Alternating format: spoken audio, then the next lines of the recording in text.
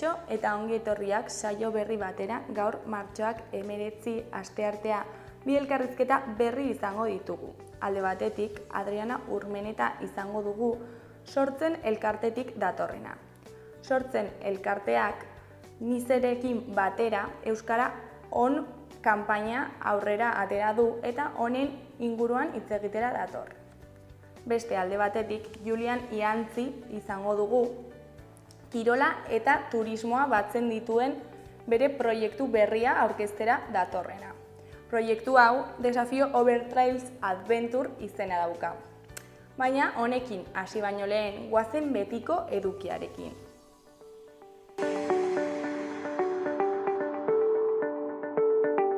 Goazen orain gaurko efemerideekin.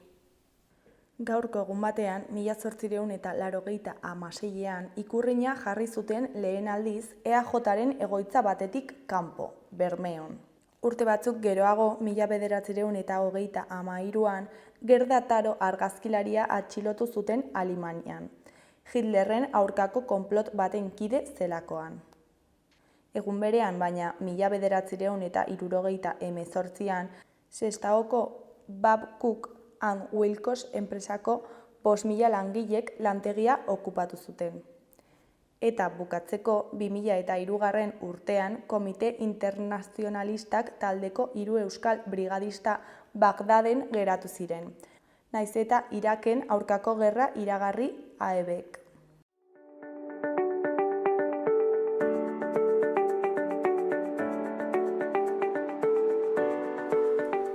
Aste honetarako agenda ikusiko dugu. Asteartean, alde batetik Kondestableko zibiboxean 7:30 bederatziak arte bertsolaritza eta euskal poesia egongo da. Euskal poesia garai gozo bat ari da bizitzen azken urteotan, eta poesia egiten ari direnen artean badaude hainbat bertsolariren izen. Zer daukate bertsolaritzak eta poesiak amankomunean? Zein ekarpen egiten diote batak besteari? Iban Garro olerkaria egongo da Iruña hiria nazioarteko poesia saria 2023an irabazi zuenak. Beste alde batetik, Aita naiz eta harro nago izeneko ipuin kontalaria egongo da Mendillorriko zibiboxean. Mendillorriko liburutegian hitzordua du Bentura Ruiz ipuin kontalariak. Arratsaldeko 6 eta 4 Aita naiz eta harro nago ipuina kontatuko die 4 urtetik gorako umeei. Gainera, Almazenean izeneko antzerkia egongo da Nafarroako Antzerki Eskolan, irriziklori amaiera emango dio Almazenean antzezlanak. Arratsaldeko 7 hasiko da emanaldia Nafarroako Antzerki Eskolan eta sarrerak 5 euroan eskuratu daitezke. Zuhaitz Gurutxaga eta Iker Galarza dira obra honen protagonistak. Erretreta hartzeko dagoen arduraduna eta bere lanpostuan ordezkatu duenak ezinbestean 5 egunez lantokia partekatuko dute. Itxuraz, deus gertatzen ez den almazen huts batean. Asteazkenean batetik Txantreako liburutegi publikoan goizeko 11:30 ordu 1:30 eta arratsaldeko 5:30 7:30 Olibondo bat, bertso bat izeneko errezitaldia egongo da. Txantreako institutuekin batera bere sentitberatasun poetikoa partekatu nahi dutenei ahotsa emango zaie, Palestinako herriari babesa emanez. Egunean zehar, goizean zein arratsaldean, Txantreako hainbat taldeek euren ahotsak batuko dituzte, sarraskiaren eta genozidioaren aurka ozen oihukatzeko. Dantzarako, tea dastatzeko eta olerkiak irakurtzeko tartea egongo da ere. Bestetik, stand-up bakarrizketa egongo da Barañaingo udaletxean. Generoa hartuko dute umoregai eta eguneroko gaiak lehertzen saiatuko dira Mirari Martiarena eta Idoia Torregarai betaurreko moreak jantzita. Maitasun erromantikoa, senyorak eta elkarbizitza izango dituzte hizpide, besteak beste. Kritika eginez, deseraikiz eta barre eginez bazterrak estanda arazteko prest daude. Stand-up bakarrizketa egingo dute Barañaingo udaletxean arratsaldeko 6:30. Ostegunean, Ura ez baita beti gardena, izeneko liburuaren aurkezpena egongo da Zaldiko Maldikon. Zaldiko Maldikoko irakurle taldeak Ura ez baita beti gardena Xabi Lasa idazlearen eleberria izango du hizpide. Lasak berak egingo du aurkezpena arratsaldeko 7:00 Zaldikon. Ostiralean, alde batetik, liburu aurkezpena egongo da Txalapartan, Iruñean. Fertxu Izquierdoren 3. ekintza fonikoaz lagunduta egingo du aurkezpena egileak. Eta gauetik, Euria liburua eleberriaren aurkezpen musikatua antolatu du Txalapartak. Sergio Iribarren Kakok aurkeztuko du solasaldia eta Blekin Jenkale banden musikarekin lagunduko dute aurkezpena. Arratsaldeko 8:00 Txalapartan. Larunbatean, Neomaren kontzertua egongo da Gaiarre antzokian. 7 gipuzkoarra Gaiarren oholtzan izanen da.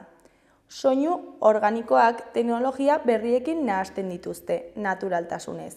Beti ere ikus entzuleak dantzarazteko helburuarekin. Iluntzeko 8:00 Gaiarren 15 euroren truke.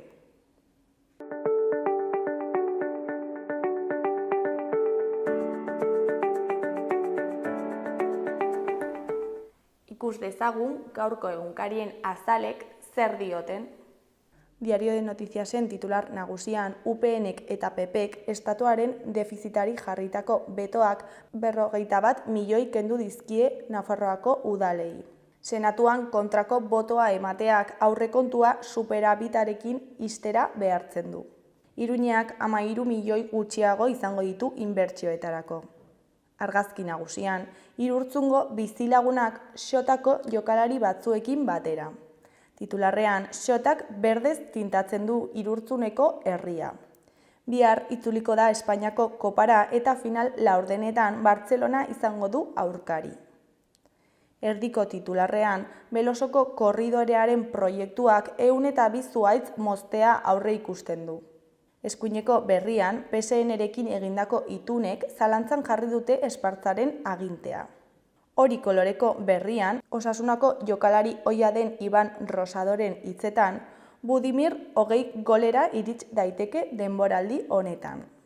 Ezkerreko berrietan, alde batetik foruzaingoak 7 nekazari deitu ditu parlamentuaren erasoagatik.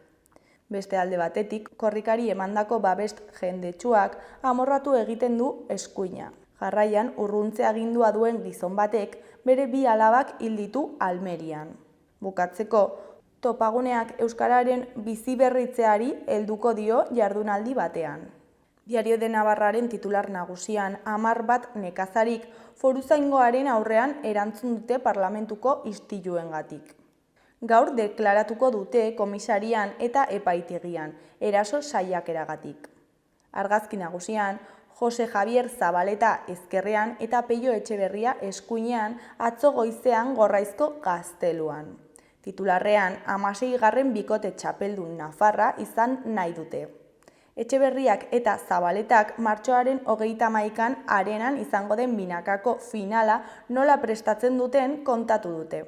Eskuineko berrian batetik Bilduk 101 zuhaitz moztuko ditu Belosoko bidegorria egiteko. Bestetik, Azoaingo 9 militar ospitaleratu dituzte Pirinioetan maniobrak egin ostean.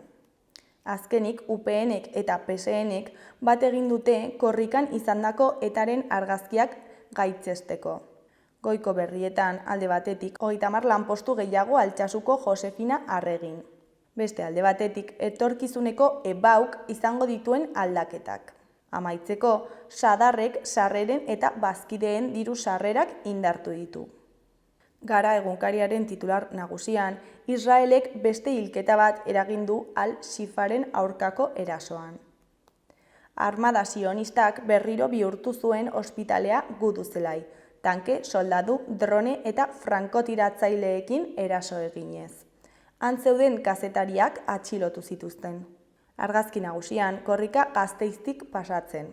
Korrikak bero-bero jarri ditu Gasteizko ilunabarra eta euskaltzaleen gogoak. 7:30 pasatxo zirenean, korrika Gasteizen sartu zen Abetxukotik. Eguna Araban barrena ibili ondoren. Ezkerreko berrian, EBAUK 2025tik aurrera test motako aukerak izango ditu eta ortografia hutse egitengatik jaitsiko du. Eskuineko berrietan, batetik, Beskoitzeko ikastolari alokairua luzatu dio herriko etxeak. Beskoitzeko ikastolaren afera fase berri batean sartu da. Herriko kontseiluak alokairu kontratua urtebetez luzatzeko proposamena babestu zuen bart. Hortaz, ikastolak ez du egungo eraikina utzi beharko ikasturtearen amaieran eta sehaskak geroa prestatzeko astia dauka. Bestetik, Europar Batasunak lehengaien 10% ateratzeko legea onartu du. Bukatzeko, Putinek 2030 arte jarraituko du Kremlinen, bere garaipenik handiena lortu ondoren. Berriaren titular nagusian, Gazan gosetea beheralakoa izango dela ohartarazi du NBEk. FAO erakundeak azken txostenean jaso du Gazako biztanle guztiek pairatzen dutela elikadura segurtasunik eza maila larrian. Krisi larrialdi edo katastrofe egoeran dauden 2,3 milioi gazatar. Argazki nagusian, Gasteizera iristean jendetzak egin zion harrera korrikari eta gizarte mugimenduetako ordezkariek eraman zuten lekukoa. Titularrean, herri bat korrikan. Beheko argazkian, Aroa Arrizubieta daukagu, Arabako bertsolari txapelketako irabazlea. Honen esanetan, joerarik ez dago, baina plazarako ere entrenatu egin behar da, ez soilik txapelketarako. Beheko gainontzeko berrietan, alde batetik, gizarte laguntzak diru sarrera gisa aurkeztu ahalko dira bizileku baimen eskaeran. Beste alde batetik, Edurne Basterra Uaga Arabako nekazarien elkarteko presidentearen hitzetan, ez entzunarena egiten ari zaizkigu agintariak. Bildu gara, baina gure eskaerei ez diete erantzuten. Azkenik, Beskoitzeko ikastolari lurrak urtebetez erabiltzea baimendu diote. Goiko berrian, berriro zintzilik. Hezkuntza artistikoen lege berritik kanpo utzi dute zirkua. Euskal Herria Irratiaren titular nagusian, gutxienez 7 nekazarik deklaratu beharko dute parlamentura indarrez sartzen saiatzeagatik. Iruñeko komisarian zitatu dituzte zenbait iturriren arabera atxilotu gisa.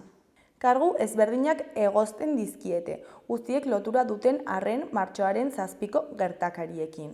Denek parte hartu zuten duela 10 eguneko erasoan, baina ez dizkiete kargu berak egozten. Batzuei erakunde batean indarrez sartzea leporatzen diete, eta beste batzuei berriz autoritatearen aurkako atentatua gisa. Ikerketak zabalik segitzen du eta gertaliteke gehiago ere izatea deklaratzera joan beharko dutenak. Eskuineko berrietan alde batetik Nafarroako ikastolen elkarteko Josu Reparazen hitzetan, ikastoletatik Nafarroa euskalduntzeko ahaleginean segitzen dugu. Beste alde batetik, euskaltzaleen topaguneak gero eta aldeko gehiago jardunaldia prestatu du apirilerako. Euskara sustatzeko jarrerari buruz hausnartzeko eta azken inkesta soziolinguistikoan bildutako datuak aztertzeko jardunaldia egingo dute apirilaren 17an. Kondestable Jauregian da hitzordua, goizeko 8:00 aurrera.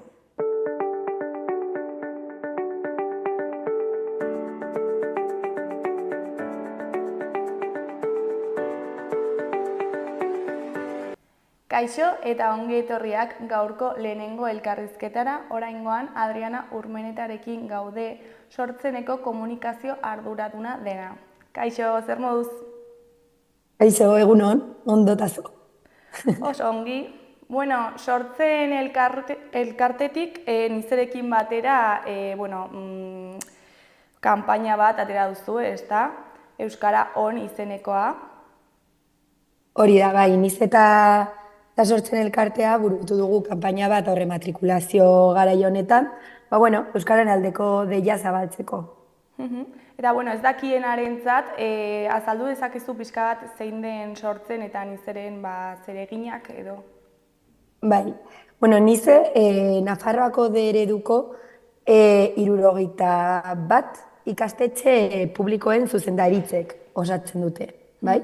Eta gero bestalde batetik sortzen Dereduko Guraso Elkarteen Federazioa da, haien ordezkaria gara pues, hainbat mailetan, adibidez Hezkuntza Departamentuarekin hitz egiteko, eta bar. Eta gero bestalde batetik, bio gara Euskalgintzako eragile, bale? Iruñerriko Euskalgintzako parte gara, Nafarroakoa ere bai, eta Euskararen normalizaziorako lan egiten dugu. Orduan, bueno, ulertzen genuen gure izaera jakinda, gure arteko elkarlana beti ezinbestekoa dela, bueno, Euskara eta hezkuntza publikoa defendatzeko ere bai, eta honekin aurrera egiteko. Orduan, hori da gure lana. Eta noiztik zabiltzate lanean? Bueno, niz eta sortzenek beti elkarrekin lan egin dute, bere izaeragatik. Eta justo zehazki honetan, bueno, gero azalduko dizuet pizka bat, baina bueno, azkenean, kanpaina hau da lan integral baten zatitxo txiki bat, bakarrik. Orduan aspalditik ari gara, bueno, integrazioa, rasismoa, inklusioa, gure eskoletan lantzen, ezta? Eta orduan horregatik ezinbestekoa da bi eragileak eta beste hainbat elkarte bertan mailo horretan egotea. Primeran, eta konta eguzu zer da Euskara On? Bai, bueno, Euskara On berez aurre matrikulazio kanpainarako erabilitako leloa da, bai. Nahi genuena da, bueno, Euskararen inguruan daude aurre iritzi batzuk edo kezka batzuk pizkat azaldu, baina gurasoen partetik, ez da, guraso berak hauek azaltzea. Orduan horretarako, hainbat elkarrizketa burutu genituen San Francisco eskolako gurasoekin, guraso hauek hainbat jatorri dituzte, ama hizkuntza ezberdinak, eta bere momentuan bere seme-alabak deredua matrikulatu zituzten. Orduan, pizka bat bere esperientzia eta izan zituzten kezkak, eta bere argudioak edo grabatu ditugu, horrekin bideo batzuk egin, eta bideo pildora batzuk ere bai, eta hauek zabaldu sareetan. Orduan hori da pizka bat kanpaina. Halere, hori esan bezala, pizkat da bakarrik lan handi baten zati txiki bat. Aspalditik gabiltza beste elkarte batzuekin lanean, hori zenta ikusten dugu gure ardura dela ere bai, gai hauek guztiak jorratzea gure eskoletan, Euskal Herriko gizartea asko aldatu da azkeneko urteetan, oso anitza da, jatorri askotako pertsonek osatzen ditugu, pertsonak osatzen dituzte, eta orduan, ikusi dugu, igual sektore batzuetara Euskara ez dela iristen, eta hor ere bai, gure ardura dela uste dugu, sektore hauetara gerturatzea, gure eskua zabaltzea, eta horretan ari gara. Lanean, gutxi gora bera, irailetik ja tope, baina ja aspalditik. Eta zein da kanpaina honen helburu nagusia? Bueno, helburua da lehenengo Euskararen aldeko deia zabaltzea, ezta? Pizkat, Euskarak beti gehitu behar gaituela, ez dizu deuskenduko, hizkuntza bat gehiago ikasteak beti hori gehituko zaitu, ez? Euskararen inguruan dauden hainbat aurre iritzi ere bai, aurre iritziekin ere bai bukatu nahi dugu. Adibidez, nola lagunduko, ez badakit euskeraz, nola lagunduko dien nire seme-alabei etxeko lanak egiten, edo ingelesa ikasiko du, edo eredu oso itxia da. Pizka bat, ideia horiek, pizkat horien aurka edo horiek argitu, eta ere bai beste puntu oso garrantzitsu bat izango zen, Euskara ez dela bakarrik Euskara, ez dela hizkuntza bat, komunitate bat ematen dizula, eta oso erabaki garrantzitsua dela, eredua.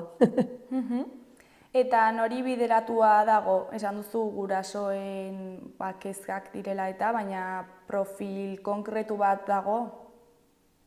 Bueno, orokorrean Nafar jendarte osoari bideratuta dago, baina bereziki jatorri migratuta duten pertsonak edo euskaldunak ez diren familiei bideratuta dago.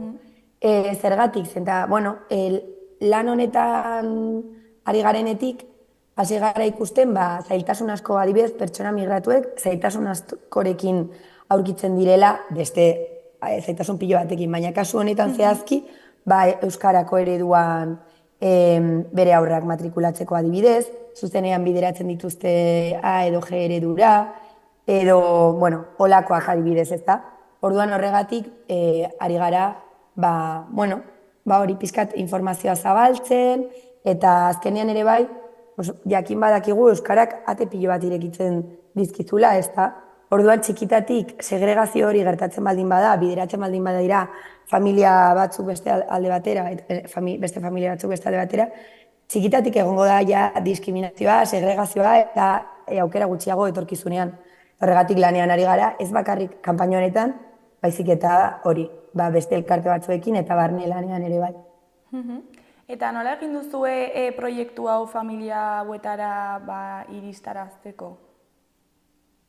Bueno, esan bezala, aspalditik ari garenez honetan lan egiten, batzuekin ja genuen kontaktua, baina zehazki elkarrizketa hauek egiteko, San Francisco eskolako gurasoei esker ez egin ahal izan ditugu, batez ere ama batek egonda, bueno, proposatu zigun ere bai, familia, gauzak, eta orduan, azkenean gurasoen antolakuntzaren bidez, lortu ditugu kontaktu asko, erlazio asko egin ditugu ere bai haiei esker, eta hori, sortzen azkenean, haien ordezkaria dira, baina sortzen komunitate osoa.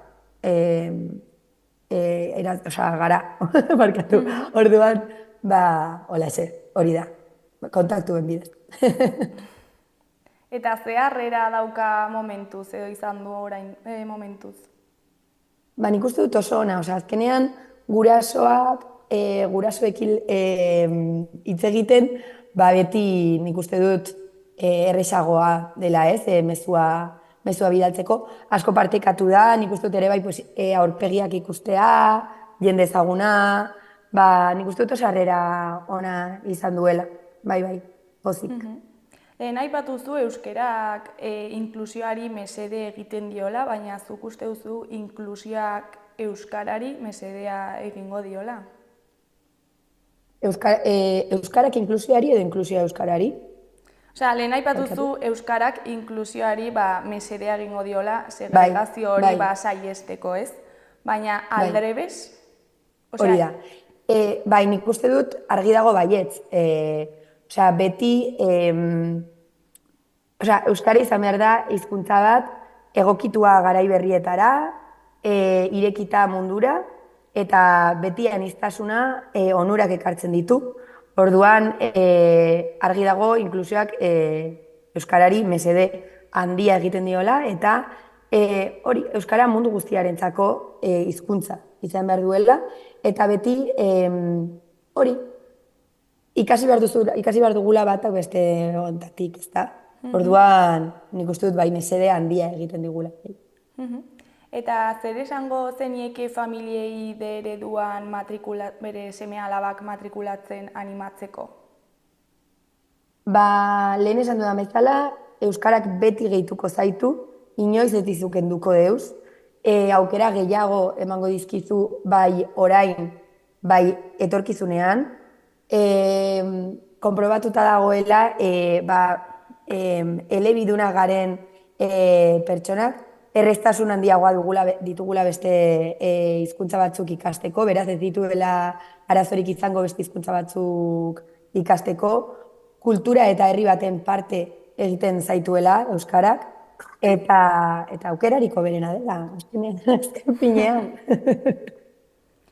Eta haurrentzat inklusioa hezkuntzaren bidez egitea garrantzitsua iruditzen zaizu? Bai, oso garrantzitsua. Azkenean hezkuntza gizartea eraldatzeko erreminta oso potentea da. Hemen dago gakoan ikuste. Ikusten dugu aurrek berez ez dituztela helduok ditugun sesgoak edo bai, hori gero ikasten dute. Orduan ikuste dut eragiteko momentua dela. Aurren ingurua inklusiboa anitza bada, Gero, beti onurak ekarriko dizkio, bai orainean, bai etorkizunean. Argi dago, hezkuntza ez dela bakarrik eskola, hori bai argi nahi dela utzi. Hezkuntza arautua, hezkuntza ere bai etxean ematen da, aisian ematen da, beraz, gizartearen lan integral bat, gizartean lan integral bat egin behar da. Baina argi dago, hezkuntza ezinbestekoa dela, mundua eraldatzeko, mundua guztiontzat egiteko, eta etorkizuna hobea izateko. Lehen aipatu duzu, proiektu hau bideratua dagoela bereziki matrikulazio epera begira edo. Noiz izango da matrikulazio epea?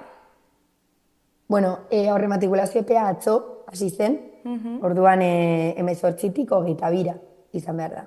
Bai? Orduan ja gaude garai bete-betean. Eta zer espero duzu honetaz?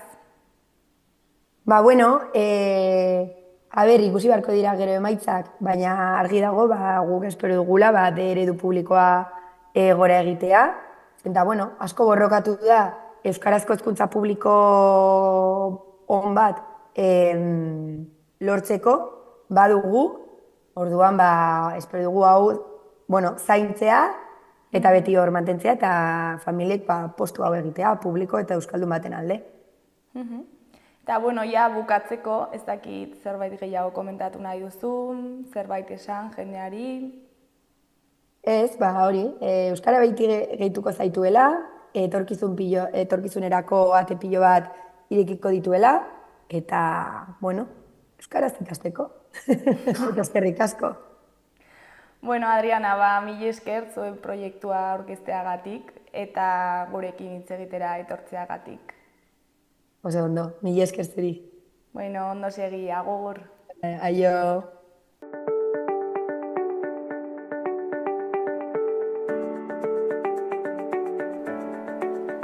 Gaurko eta biharko eguraldia ikusiko dugu. Gaur, asteartea, goizak aurrera egin ahala, ostarteak gailenduko dira zeruan. Giro eguzkitxoa izango dugu leku gehienetan. Arratsaldean bero hodei batzuk garatuko dira, baina zaila izango da euria egitea.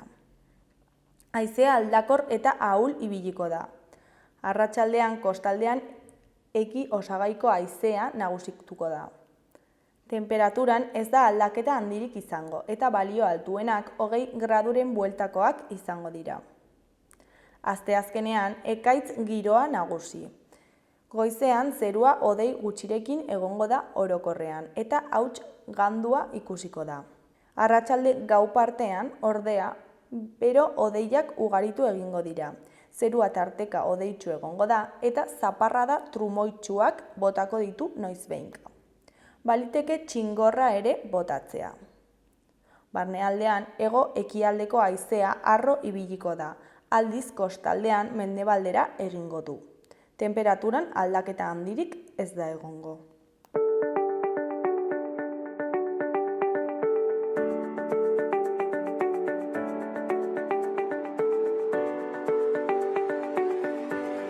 Kaixo eta ongi etorriak gaurko bigarren elkarrizketara, oraingoan Julian Iantzirekin gaude. Kaixo, arratsaldeon, Julian. Kaixo, arratsaldeon. Eskerrik asko, gonbidatzagatik. Zuri. Proiektu bat abian jarri duzu, ezta? Overtrails Adventure, desafioa, izena dauka, eta kirola eta turismoa batzen ditu, ezta? Bai. Zer da desafio hau kontatu iguzu pixka? Gauza ikaragarria, eta politia, eta osasuntxua eta dena. Ez bai, hau da, askotan, kirolatetik dugunok, eta askotan joaten gara kanpora, eta igual bakarrik, eta joaten gara, eta leku batera joan ez dugu apenas ezagutzen, ze joan egin lehia eta botatu etxera, eta hola, gehienetan familia eta apartutzita, lagunik gabe joan da, eta horrela biltzen gara, ezta?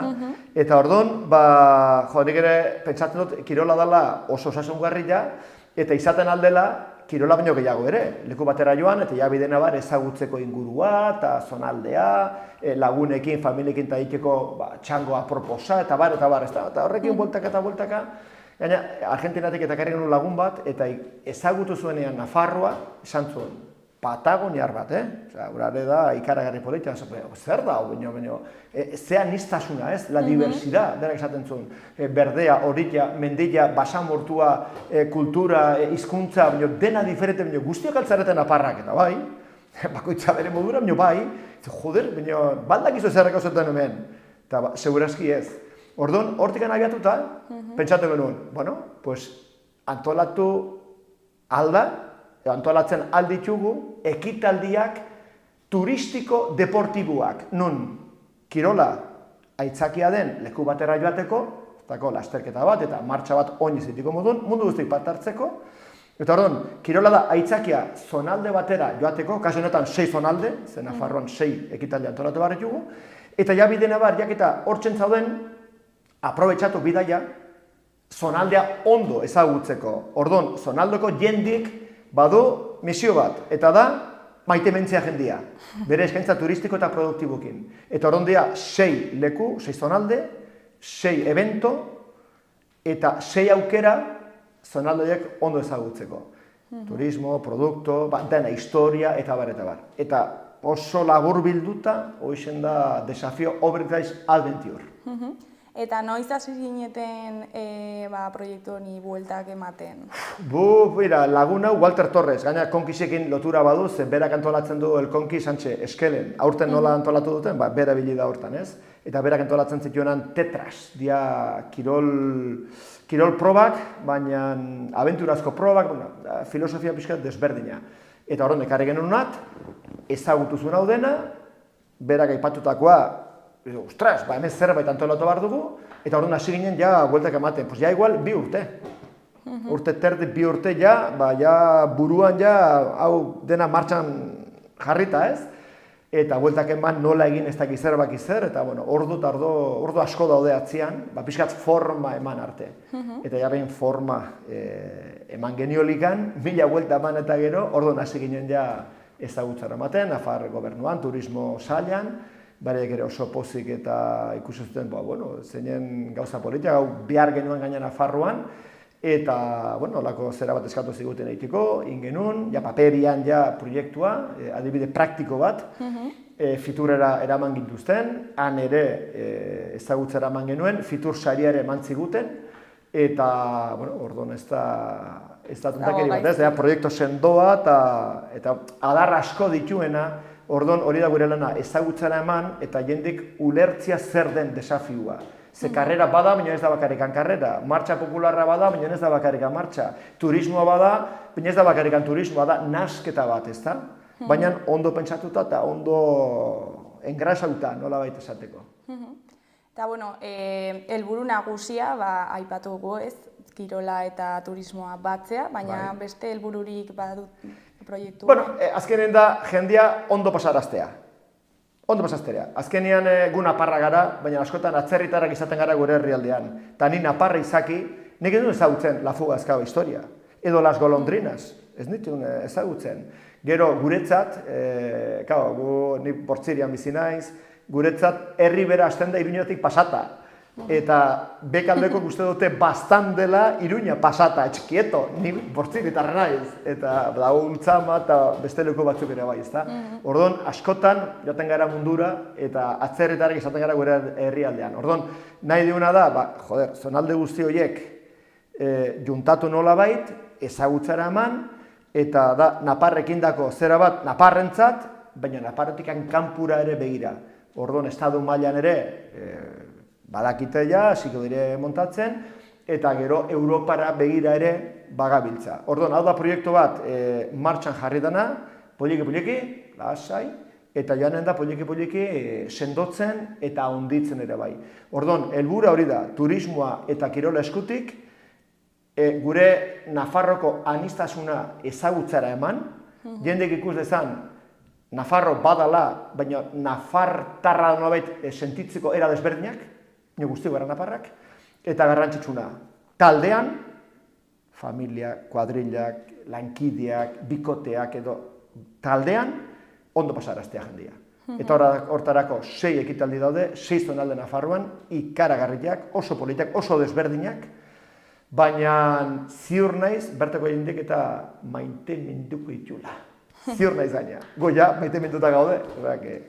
Bueno, teoria argi dago, ez? Bai. Ba hori, turismoa eta kirola batzea, baina praktikan nola egiten da hori? Ba oso erraxa da, oso erraxa da. Gaino apirilean hasiko gara ja, apirilean 13 lehenengo ekitaldia fuga ezkaba, hor Espinale eta inguruan. Eta oso praktikoa oso erraxa da.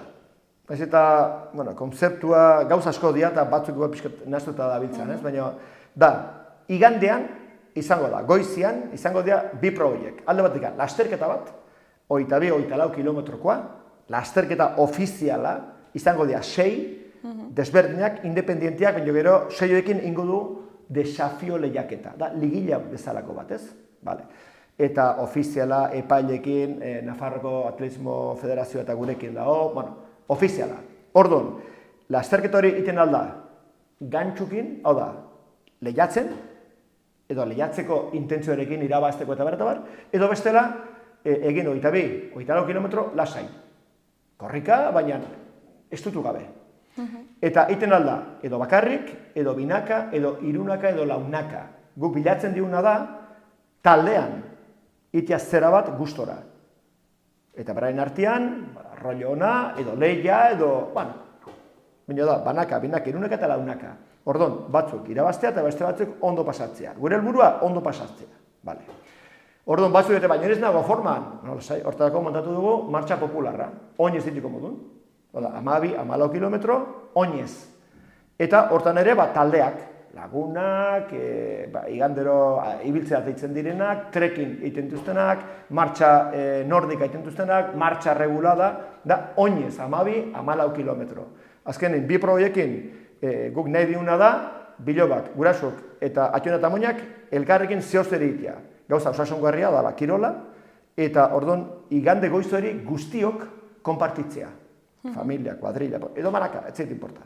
Ordon, bi kirol, ekitaldi edo ekintza edo aktivitate horiek reklamo jendia zonara eramateko. Ordon, guk egiten duena da, larun bat arratsaldean, leku batean edo frontoian, edo areto batean edo elkartu jendia. Ordon, kakotxen artean behartzen ditugu ara joteko. Larun batean. Eta hor da, dorsalak entregatu, bolsa korredor. Han lo egiteko ere.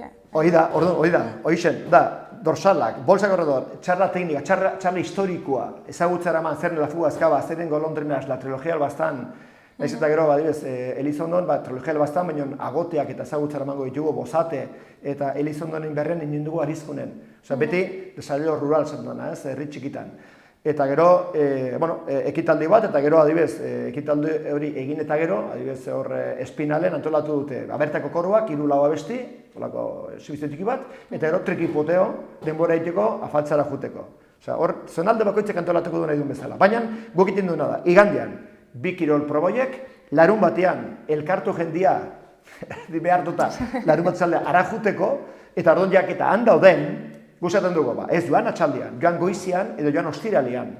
Bertara joan, eta orduan gure web horrian, azken dena dago web horrian, eta garrantzituna da web horria, informazio guztia, bai turistikoa, bai produktiboa eta bertan dago. Orduan, joaten bazea ostiralean, ja 2 gau pasako dituzu bertan. Orduan, bertako hotelak eta landa etxik eta gustora. Bertan, dugu saldo, bazkaldo eta faldo inbarko dute. Jate etxik eta, orduan, konten. Landa etxea baldin bada, hipermerkatua, konten.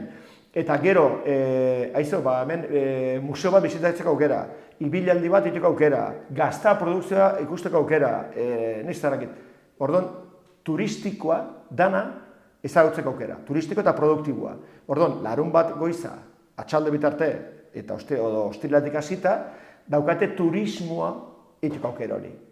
Orduan hori da, azte bukaera. Orduan, ostira larun bata, atxaldeko 6ak arte, turismoa egin eta ingurua ondo ezagutu, bertakuk ezagutza eman da. Larun bat txaldean, gure hitzaldiak eta bar, gero afaldo bitarte, kultura pixka bat, eta igande goizian, kirola, eta kirola izateaz gain, irtera eta helmugan izango da kilometro zero, merkatua. Artisauak eta berte izango dira. Kultura aldeetik eta dagoena inguruan, antxe, erraldoiak. Aurrentzako zera intxableak eta intxableak. Bapatean txaranga, bapatean dantzariak bapatean, korua, bueno, dagoena, zonalde bakoitzak antolatuko du. Orduan, izango da besta bat non parte hartzen dutenek ondo pasatuko duten, baina antxe itxoiten daudenek ere ondo pasatuko dute. Baute zer ikusi, zer jan, zer disfrutau, da jai bat. Eta orduan ja, behin bukatuta, dutxa bat hartu, luntxa, bertako produktukin, bertako produktu ezagutzara emateko, kilometro zera esaten dena, eta, bueno, pintxo batzuk, hortan dago Intia Reino Gourmet, ikaragarri ongi, beraiek jarriko dute hori dena, eta zer edan, eta zer jan, eta perfecto. Eta gero ja, sariak eman, zozketak egin, opariak, sari bat. Eta ja, bakoitza txera. Horren da, aste bukaroko zera bat, hori da, adibide praktikoa. Politiala ez. Asteburu bete-betea. Bai, bete-bete, hori da, eta ardon, aitzaki horrekin ezaguteko dituzte 6 inguru Nafarroan. Alde batetik hori Espinalta bere inguruan, gero Larra Belagua, gero Bastan, gero Zangotza Jetza eta inguru hori, gero Bilatuerta, Valle de Hierri edo, Tierras de Aranzu edo Lizarraldea, hori da. Eta ero bukatzeko herribera, baina Ablitas Fustiñana, eta hori ezautuko du bere baratza, bere, Rio Erreka edo Rio Ebro edo hori, eta la Bardena Negra, Bardena beltza, ezaguna da, la Bardena Reales, baina beltza ezain beste, guk hori ezagutu nahi dugu. Beti, zehatzen gara, herri handiak eta pixka eta partuzten, gaten gara herri txikitara, eta aleginduko gara ezagutzera ematen hain ezaguna ez dena. Bai historialdetik, bai zonaldeak, eta bastanen agoteak. Honetan, bardea beltza. Baina jerrin, bai, fuga ezkaba dago, baina ze bibidea, makagoen dioz. Nik indut, ikaragarri politia, disfrutatzeko da.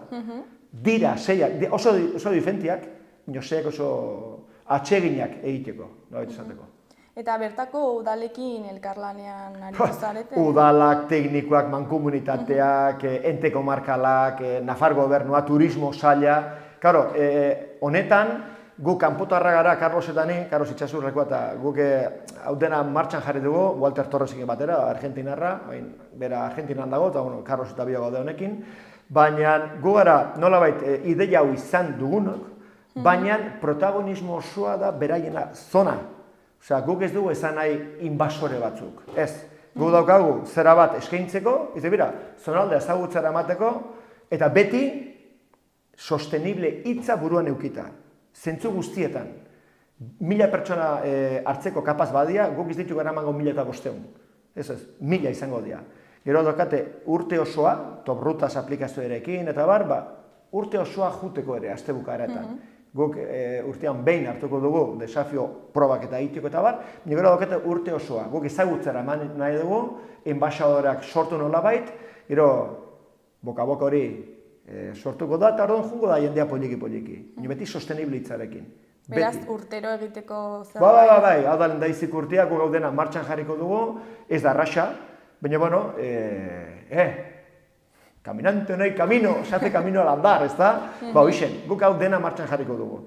Eta orduan ikusi, zertan indi duen ongi, zertan indi duen gaizki, jendek zer ulertzen duen, zer ez duen ulertzen, eta joan egera poliki hobetzen. Orduan, zonaldeak du protagonismoa. Gu gara ideia izan duguna, baina, hau da idea, honi zentzua eman bartzaio. Orduan, zuek erran, zer dago erakusteko, zer egin, nola egin, orduan, beraiek dira, agente aktiboak edo. Eta urte terdi edo, ez da izan bat bilera, Nafarro osotik, eta enpresaren elkarteak ere hor daude, AER, la SEME, jende asko, izan ditugu bilera, obsesio bat genuken, eta da, ez ustean inor kanpoan. Mundu guztiek ezagutzeko eta mundu guztiek izateko eskua botatzeko aukera. Hortan esku zabala gara. Guk denak martxan jarri eta gu etxe, sofan. Baina ondo, bai. Eta esan duzun bezala edonork parte hartu dezake, baina zer egin behar da parte hartzeko? Hori da, parte hartzea, mundu guztiek ibilbideak eta daude, pentsatuta bakizu, ez da euskaraz norten, aksesibilidad. Eta inklusioa, ez da?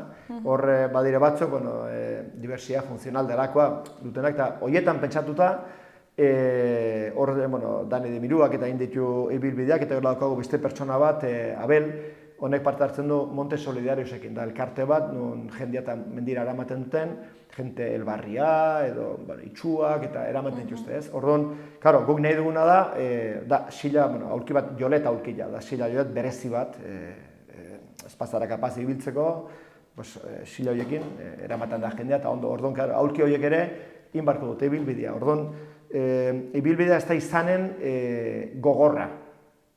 gogortasuna jarriko du, bakoitzak jarriko du gogortasuna erritmoaren arabera.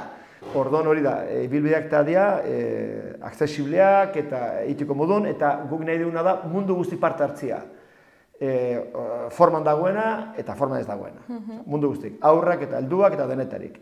Orduan, bakartu, joaten naiz gero, parte hartzeko erraxa da, web gunean sartu, Desafio Overtrails Adventure, edo bertzela Googleen jarri, Desafio Overtrails, edo gure sareetan ere hor erraxa da topatzia, eta orduan sartuko dira web horrian non dagoen informazio guzti hau, zer den desafioa, eta ero goiko partian da eskaintza, kirol eskaintza, non 6 eventoiak hortzen dauden, lasterketak, martxak, reglamentoa. EPEA ezberdina da. Bai, EPEA da, gaina zenbat eta lehenago egin, orduan merkego ateratzen da, zenbat eta haundigoa izan aldea, merkego izaten alda, bilatzen duena, prezio ez izatea arazo bat, ez?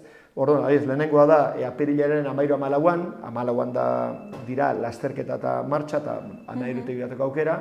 Orduan, buruz dut gogoratzen, ez dakitze martxoaren luzatu dugu epea gaina, da prezio bat. Eta espauzo horretan egiten, gero aterak ez dizu pixka garestioago. Beti badago, azken momentu arte badago aukera egiteko, baina hobe da alik eta azkarren egiteko, guretzat ere lagungarria da. Azkenengo gluntxak eta gauzak eta antolatzeko dorsalak eta baldin badakigu zenbat jende dagoen, guretzat ere oso erraxa da. Orduan, informazio guztia hortzen dago, sedeak, datak, reglamentuak, historia bakoitza, dana. Eta beko aldean da berriz, eskaintza turistikoa. Non lo egin, non bazkaldu, zer bisitatu, aizu, nik kotxe elektrikoa dut, nun kargatzen aldut, edo atzerritarrek, aizu, Iberia dago gurekin, Renfe dago gurekin, informazio guztia web horrian dago, beko aldean. Orduan, web horria da hor potentia dana, eta urte osoan hortzen izango dana, eta desafioz aparte ere, ez dakit ezagutzen duzuen espinat, seguraski bai, igual demagun ez duzuela ezagutzen. Eta 13-14 ezin duzu joan. Baina bapatean, uztailan edo irailan, plan de chicas, hartu kuadrilla eta guazen. Orduan, inberrean, pues guazen horrat. Venga, zar gaitezen web horrian, desafioan, eta izango dituzu bi biblidoiek gure Top Rutas aplikazioan. Orduan, ibibli da tipo Wikilog sartzentzia, nabigatzaileak eramuko zaitu, baina gure aplikazioan ikusten baduzu aztarnan bat edo zera bat edo laku bat edo zer, Wikilogen ikusiko duzu, eramaten zaituelako, baina ez dakizu zer den hori. Gure aplikazioan argazkikin, testukin, audiokin eta bideokin ere nahi baldin badute izango duzu azalpena. Orduan, ingo duzu ibilbide hori eta aparte eukiko duzu informazioa jakiteko zer ikusten nahi zen. Eta gero, azte bukara bat, fin de semana de chicas, zer bisitatu, zer egin, nun bazkaldu, indaiteke. Orduan horregatik web horria izango da urte osoan eskuragarri eta jendek ikusteko eta egiteko. Hortako dago, animo, me cago en la mar. Benetan pentsatu duzu, Ez que hori da, azken da turismoa. Hau turismoa da. Eta orduan, bai, kirolare bai, kirolaka da aitzaki erraminta jendia horratera emateko. Eta aitzaki horrekin, urte osoan ere aukera, Top Rutas aplikazioa mundiala, bi bilbide horiek, bai korrek egiteko eta bai oinez egiteko, hortzen izango dira. Gero, udale bakoitzak, nahi ditula erruta gehiago sartu, sartzen aldia. Eta orduan, turistik eta hartuko dute, herritik urte asko bat emateko, beraben badu bilbide bat. Ere bai, nikan kompletatzen alda, ez? Gukin behar dugu guria. Zirkuituak eta jarri eta jazta, informazioarekin. Eta noiz izango da lasterketa bakoitza? Hori da, hasiko gara apirilan, lehenengoa, eta azkeneko izango da azaroan. Apirilan hasi, 13-14, eta azaroren bukaeran izango da azkena, herriberan, hau da, Ablitaz eta Fustiñana. Eta hor, maiatzan badago beste bat, uztailan badago beste bat, abuztuan, iraila, dia 6. Orduan, web horrian daude, buruz eta dakat kriston saltza, ez ditutuaren 14, gero 25-26 uste maiatza horre Lizarraldean, gero Zangotza, hortxe dago dena, baina baina ditarran, apelian hasi, azaro bitarte, 6 ekitaldi, 6 evento, bakoitza difentia da, individuala, baina gero 6-ak elkartuta daude desafioan. Eta orduan izango dira, sari batzuk ere, del desafio, orokorrean. Eta apirilean, azaroan ekitaldiak, baina web orria eta azpimarratu behar da, urte osoan irekita. Dagoeneko irekita dago, eta azaroan bukatzen delikan azkena, herriberako zera, eventua. Gau, gu ja hasiko gara martxan, berriz ere urtarrilean inskripzioak martxan jarri, apirileko bigarren edizioa martxan jartzeko. Orduan, urte osoan izango da. Etengabeko lana. Eta laguntzeko beti aukerak. Azkenean, gu gara nolabait artisauak, baina azkenean behar da jendia eta behar da laguntza, eta beti estimatzen da. Eta, bueno, hainbeste gauza ez berdin egin ondoren, zergatik animatu zara honekin? Pues, bueno, nik kirola gustuko dut, osasungarria da, fisikoki eta mentalki ere beharrezkoa, eta kirola ez da bakarrikan zerebrua, astutzia eta ez. Ibiltzeare oso ona da. Gero ja, erritmoaren arabera, bakoitzak istutuko du bere burua, ez? Eta azkenean nik ikusten dute kirola duen lekuetan giro ona sortzen dela. Laguntasuna, ekintza soziala, ez da nola esan, eta gaino, aparte, kirolak hori dena badu, baina gure ekitaldietan haratago dijoa, ze da kirola eta eroturismoa. Orduan, nik uste dute gauza onak direnean, osasungarriak direnean, eta horrek ere betetzen du asko, ez? Eta, bueno, lana bada asko, baina ni ziur naiz, erdi erotuta gabiltza den antolatzen, baina horre ja apirilen 13 eta 14 ja espinalen gaudela, eta ikusten dugulikan jendia nola dagoen eta zeinen pozik eta, jazta, ja rekompensa ja lortuta. Mereziko du, bai. Bai, eta bueno, azkenean nahiko salsero naiz ere, eta ez dakit ezezko esaten, eta bueno, kaso honetan, ez ziateken proposamena egin, baizik eta guri sortu zitzaigun, ez? Eta, bueno, konten gaude, eta, bueno, azkenen aitzakia, egunero zehuzera ukitzeko ere, gure mundua telebistan, zuk badakizu, egunero ez dugu nik behintzat, egunero lana egiten, eta ez dakizu noiz etorriko den urrengo lana, edo etorrikote den, eta beti gaude hortzen amildegian, ez da? Eta, bueno, gauza hauekin, beti behintzat muskulua beti hortzen dakazu fresko, eta, bueno, beti ilusioa, nabaitzen da, pasioa eta ilusioa eta gauzak egiten, eta horrekin ja konten. Primeran. Bueno, eta ja bukatzeko, ez dakit zerbait gehiago komentatu nahi duzu, zerbait azurtu. Joango zarete, Xaloa telebistatik eta joango zaretearat, parte hartzera, eta reportajeak eta perfecto egiten baduzu, perfecto, baina, asteburu, de txikas, edo lankideak hortxe dago ze beste neska bat lankide, hor Elizondon eta baitizu beste batzuk, zeret izat animatzen eta joan. Hartu, 6 edo aukeratu bat, zein aukeratuko zen duke? Ez dakit. Igual... Zonalde bat ezagutzen ez duzuna? Lizarraldea. Lizarraldea, horre Bilatuertan eta horre bodega ekologikoak daude, Donejakue bidea, Laku ere hortzen dago oso politia, eta nik ere ikaragarri, harrituta gatu nintzen. Ze ikusten honeko idorra eta nahiko hola, eta... Bai, horregatik igual. Harakatzen pixka bat hasi, ostras, baina zer den hau, eta zenbat gauza egiten aldien Lizarraldean. Ikaragarri, Ikaragarri, harrituta geratu nintzen. Así que, animau. Bueno, Julia, mil esker gurekin hitz egitea etortzeagatik, zure proiektua aurkezteagatik, eta ea jendea animatzen den eta aurrera jarraitzen zuen. Bai, hortzen dago web horria, Desafio Overtime Adventure, eta venga, guztien artean aberria gauzak politiak eta antolatzen ditugun. Yes! Eskerrik asko. Zuri ondo segi. Berdin.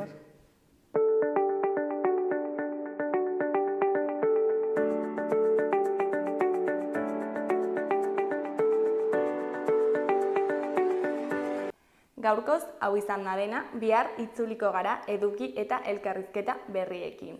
Agur! Gobierno de Navarra. Nafarroako gobernua.